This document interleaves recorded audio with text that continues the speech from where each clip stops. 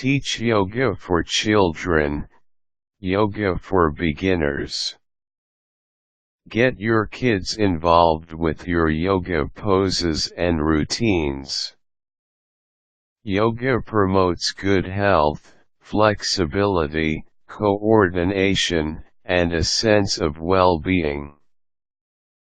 These are all great benefits for adults, and can have the same great effect on children.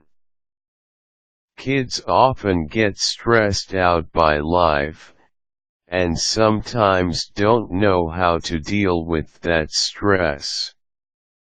Certain yoga techniques can help them unwind and let go of stress. Yoga can help by offering a diversion, as well as the benefit of learning self-control and how to relax by breathing deeply. Yoga for children is similar to yoga for beginners. You don't want to try too much too soon. Let your kids get used to the yoga poses before doing anything too hard. Start by introducing your child to yoga and explain what it will entail. If you practice yoga, you can teach him what it means to you, and why you do it. If you are both beginners, talk about what you will both be learning, and how you think it will help each of you in your daily lives. Go together to buy the necessary equipment. Your child will need a yoga mat, and you may also wish to purchase a ball. Visit a local department store and look through what they have to offer.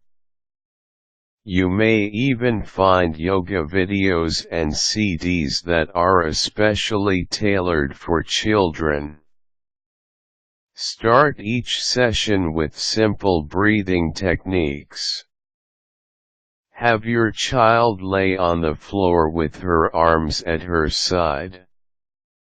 Have her breathe in deeply while imagining the air flowing into her lungs and filling her belly. Next, have your child exhale slowly, imagining the air coming back out. This simple exercise helps with controlled breathing and oxygen flow. You can incorporate visualizations into the breathing exercise.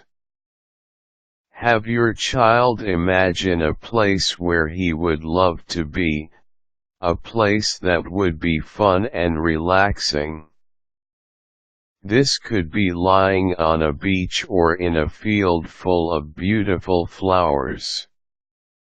Have him imagine the sounds and smells he might encounter in that place while executing deep, controlled breathing.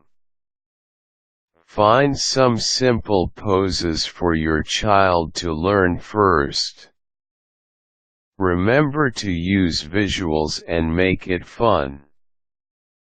One pose you may want to introduce is the camel ride.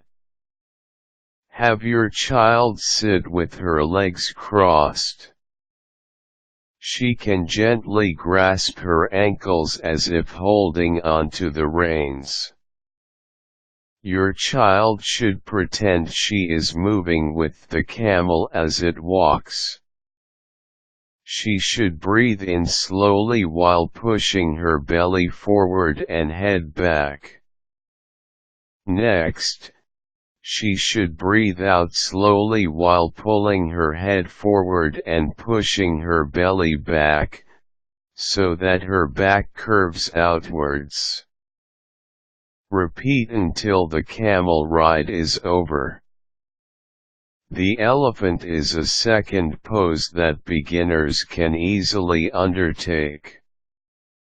While standing, have your child bend at the waist with his arms hanging loosely towards the floor.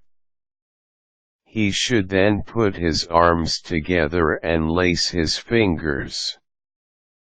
Now he can walk around the room slowly while swinging his trunk from side to side. Then, encourage him to straighten his body and swing his trunk high in the air. Elephant sounds are recommended.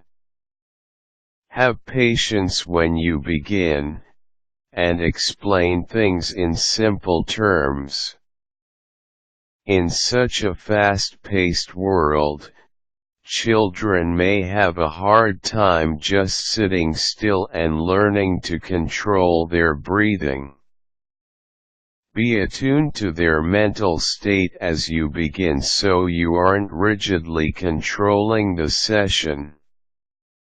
Let them do more active exercises when they are energized, concentrating on the slower, more controlled poses when they seem calmer. If your child wishes to make up her own poses, encourage her to do so under your supervision.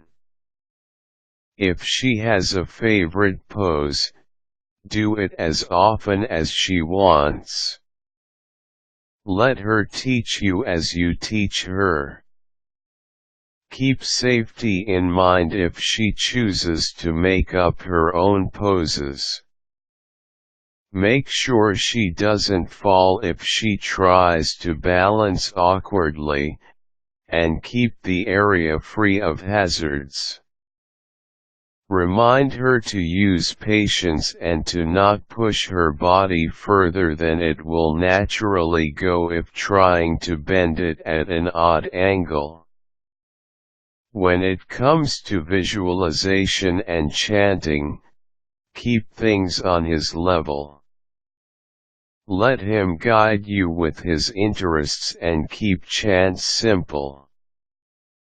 Remember, he may not remember everything you have taught him as the exercises proceed, so don't get discouraged or express frustration if he cannot remember the last chant you used or how to sit.